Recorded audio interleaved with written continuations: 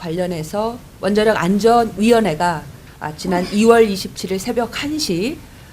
표결 강행 처리한 결과는 원천 무효임을 민변 환경보건위원회에 법률 자문을 받아서 그 결과를 발표를 드리고 정의당 탈핵에너지위원회가 이후 이 법률 검토안을 가지고 앞으로 하고자 하는 방향과 관련해서 기자회견을 갖게 되었습니다. 저희들은 한 세 가지 관점에서 위법성 여부를 검토를 했습니다. 첫 번째는 개정된 원자력 안전법 103조 주민의 의견 수렴 절차를 규정하고 있는 법에 위반되는지 여부하고, 그 다음에 원자력 안전위원회 위원 중 조성경 의원이 의원 자격이 없어서 심의 의결에 참여한 그 최종적인 의결 결과의 효력이 무효인지 하고요. 그다음에 세 번째, 체르노빌 사고 이후 강화된 그 안전시설 기준에 월성 2호기, 3호기, 4호기에 대해서는 강화된 안전 기준을 적용을 했지만 월성 1호기에 대해서는 적용하지 않는 부분에 대해서 안전시설 기준 위반인지 여부를 검토를 했는데, 세 번째 부분은 좀 워낙 전문적인 영역이 있고 해서 저희들 내부적으로는 위법이다라고 보고는 있지만 좀 전문적인 영역이라서 좀 위법 정도라 이렇게 말씀을 드리고 싶고, 명백하게 위법이라고 보여지는 두 가지 부분에 대해서 간단하게 설명을 드리겠습니다. 기본적으로 그 원안이 결정이 있었던 2월 27일에 이미 원자력 안전법이 개정이 되어서 시행일자 하도록 하고 있었습니다. 이러한 원자력 안전법 103조가 주민 수렴 의견 절차를 기본적으로 바로 시행하도록 했던 이유는 2011년 후쿠시마 원전 사고 이후에 전 세계적으로 원전에 대한 안전성에 대한 심각한 우려가 있었고, 우리나라도 2012년 고리 원전의 가동 중단 사태가 일어나면서 원전의 안전성에 대해서 굉장히 중요한 문제다. 그렇다면 원전 안전성에 대해서 가장 직접적으로 피해를 입게 되고 있는 주민의 안전성에 대한 우려와 원전 노후 원전에 대한 폐기 여부에 대해서 가장 직접적인 이해관계가 있는 주민의 의견을 수렴을 해야 된다. 그래서 그리고 이런 수렴 문제는 노후 원전을 재가동하는 경우에는 굉장히 시급하다. 그런 측면에 있어서 시행법 부칙에서 바로 즉시 시행하도록 이렇게 규정을 두었습니다. 그런 측면에 있어서 원안위가 의결할 시점에 이미 시행되고 있는 103조 주민수렴 의견 절차에 규정하고 있는 방사성 영향평가서에 주민의 의견이 수렴된 의견을 반영하도록 하지 않은 그 방사성 영향평가서를 기초로 해서 개결했다는 것 자체는 그 원자력 안전법 103조 위반이다, 정면으로 위반된다라는 측면이 있고요. 우리 대법원 판례도 과연 기본적으로 원안위는 일반적인 위원회 같은 경우에는 심의 의결 권한이 있고 허가 권한이 없는데, 원자력 안전위원회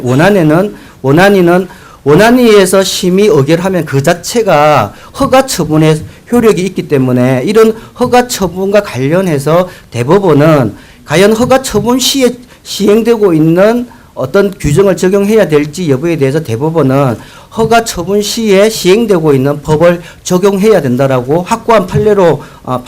확립된 견해입니다.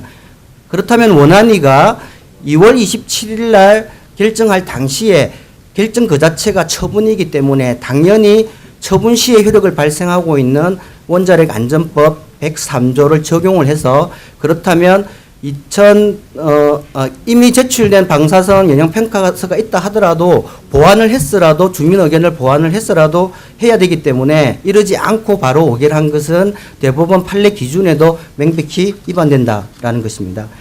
그리고 두 번째는 조성경 의원은 2010년부터 2011년까지 한수원의 부지선정위원회 위원으로 활동을 했습니다. 그 대가로 1,300여만 원의 수당을 지급받은 것으로 알고 있는데, 그리고 조성경 의원은 2013년 6월 5일자로 대통령이 원안위 위원으로 위원으로 임명을 했습니다. 원자력 안전 설치에 관한 법률에 의하면은 위원이 될 수 있는 자격과 관련해서 원자력 이용자 사업에 관여한 자에 대해서는 위원이 될 수 없고 위원이 된다 하더라도 당연 퇴직되는 규정을 두고 있습니다. 그런데 조성경 위원은 한수본의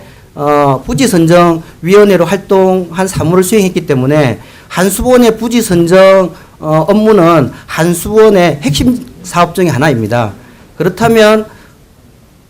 원안위의 위원이 될 수도 없고 되었다 하더라도 당연 퇴직되어야 되는데 2월 27일 조성경 의원은 그 월성 수명 연장 허가안에 대해서 심의 절차에 참여했을 뿐만 아니라 포결 절차에도 참여를 했기 때문에 그 포결 절차의 효력도 무효라고 봐야 합니다. 왜냐하면 대법원이 보고 있는 하자 있는 자격 없는 위원이 어떤 위원회의 의결에 표결에 참여해서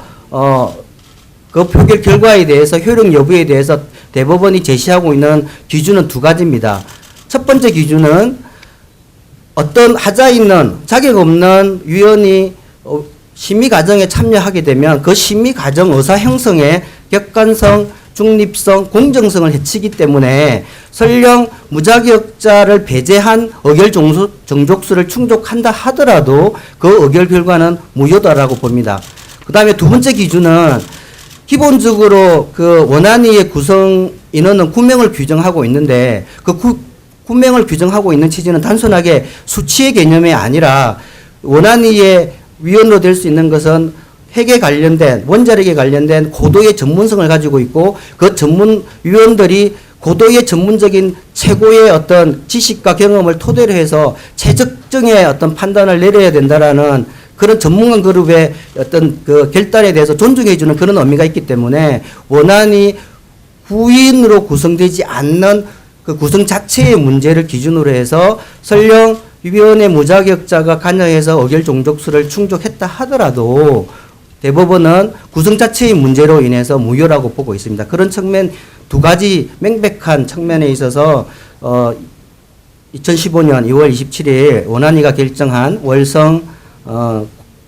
1호기 수명 연장 허가 결의는 원천적으로 무효다라고 이렇게 보고 있습니다.